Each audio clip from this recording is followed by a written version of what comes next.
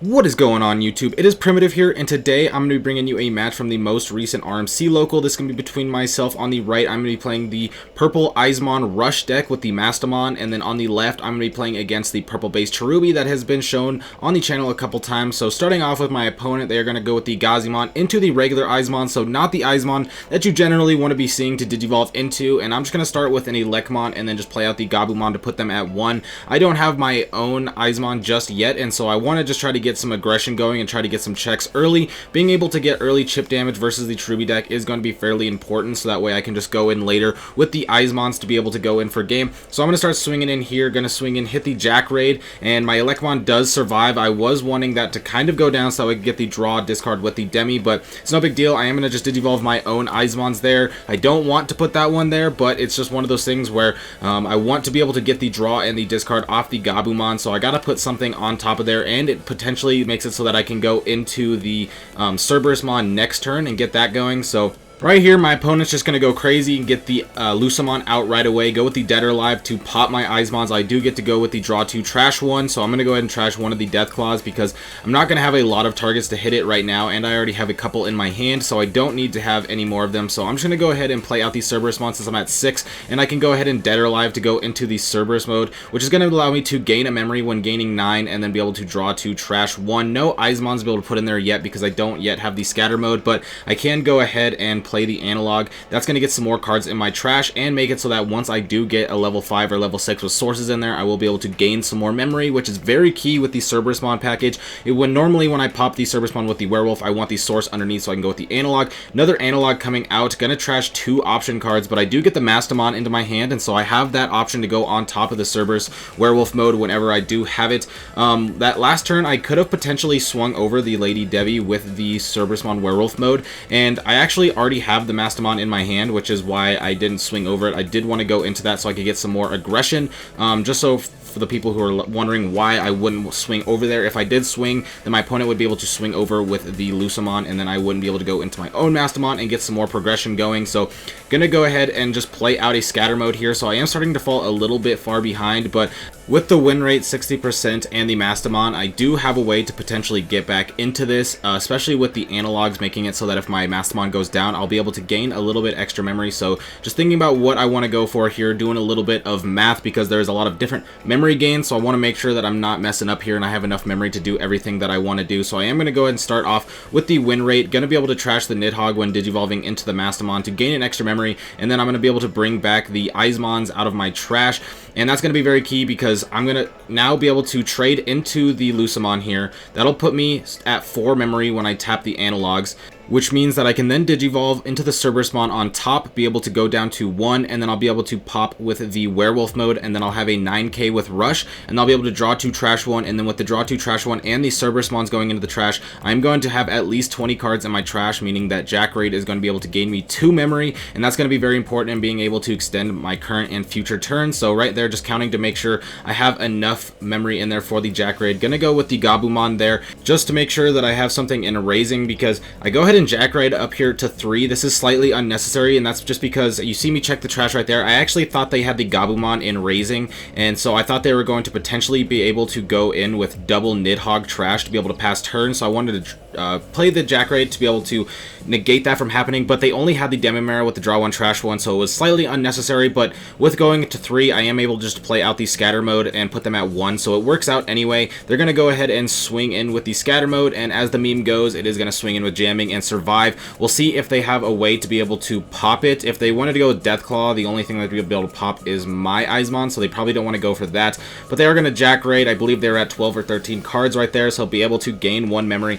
See what they want to go for here. 2 memory is not a lot to really work with right now, especially when you see the board that I have threatening on the other end. My opponent's going to go ahead and play out the mat. They get to go ahead and grab back a Jack Raid, but now I know with that mat play that unless I hit a Dead or Alive in security, then I will be able to go in for game here. Going to swing in with the Eyesmon. I would have liked it to go down, obviously, to play the other Eyesmon, but it doesn't really matter. Just to be able to have the win condition, all I need is a champion on the board. So I'm just going with the Gabumon, draw one, trash one, which that isn't really going to matter. I'm going to Jack Raid up to 4 here. This is going to allow me to go up into the Cherubimon, pop the Cherubimon with the Werewolf mode, and then I'll be able to go up to 3 with the Analogs. That's going to go ahead and play around the Jack Raid, and then with 2 Werewolf modes, the one with Rush, I am just going to be able to swing in with the 2 checks and go for game without hitting that Dead or Alive. So being able to take the first game, going up 1-0, I am going to go ahead and Analog. I do take the regular Eyesmon and put the Scatter mode and the Cherubimon in trash. Now normally people will take the Scatter mode there, but I already have one of them in hand. So with having the Eyesmon in my hand now, when this Eyesmon does go down, I'll be able to play the regular Eyesmon out, and that's going to be very powerful. And so I think that's a little bit better than having a second Scatter mode in hand. So Koichi's going to come out, going to drop the Lucamon into trash, and that's a bit scary. Swinging with the Eyesmon, it does go down luckily, so I'm going to be able to draw 3, trash 2. Going to be able to put my own Lucamon in trash, as well as play the Eyesmons out that I grabbed from the Analog. Go Cerberus on top, so that way if the Cerberus does get deleted, I'll be able to tap the Analog with it and be able to get less memory on my opponent's turn. But their Scatter mode's going to go down, and they're going to play out 2 Eyesmons, so that's very scary. Now there's a lot of damage on the board on my opponent's end that I'm going to have to deal with. Luckily, I do have a few Deathclaws in hand that will potentially help me clear it off, especially with the Elecmon. So I am going to go ahead and just start off with the Deathclaw on the Elecmon. The Elecmon's effect will pop the Gazimon, and then the Deathclaw effect will pop one of the Eyesmons, and then I'll get the draw one, trash one with the Demimera. So right here, thinking about what I want to trash, this is something that I need to get a little bit better at with this deck, as I don't know 100% what I should be trashing every time. I do trash another Deathclaw because I have all 3 in my hand right now, so I still have one. As we can see, I'm going to go ahead and pop it right here, pop my Cerberusmon, so that way I can do the Analog. I'll stay at 0 and hatch once again, so I'll be able to go ahead and put a Gabumon in raising, and I'll be able to promote that next turn. So was able to clear off the board right there. I did have to get rid of my Digimon on board without progressing too much, but it's not that big of a deal, because now going into my opponent's turn,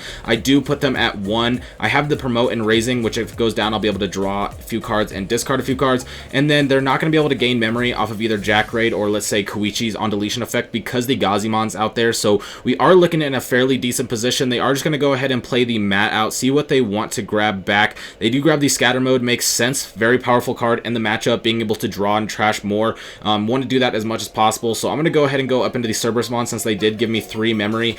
And then I'm thinking about if I want to Calling in the Darkness right here. I decide to swing over the Lotmon first, so that way it's off the board.